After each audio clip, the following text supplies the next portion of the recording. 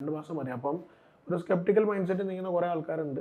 That I definitely understand. കാരണം already ഇതേപോലെ 1-2 വർഷമൊക്കെ കഴിഞ്ഞ് നിൽക്കുന്നവരായിരിക്കും. അപ്പം ഇപ്പോൾ കുറച്ച് കുട്ടികൾ വന്നിട്ടുണ്ട് ഞങ്ങളുടെ ഫെസിലിറ്റിയിൽ. ഞങ്ങൾ അവർക്ക് ട്രെയിനിങ്ങും കാര്യങ്ങളും കൊടുക്കുന്നുണ്ട്.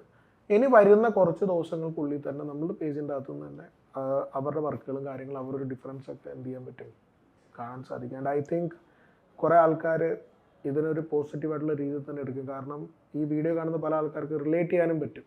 Like what we are trying to do.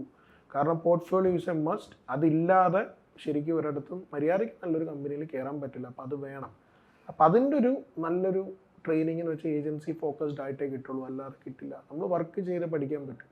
അത് മൾട്ടിപ്പിൾ വർക്കുകൾ ചെയ്യണം. അവിടെ നമുക്ക് പുറകിലോട്ട് മാറി നിൽക്കാൻ പറ്റില്ല.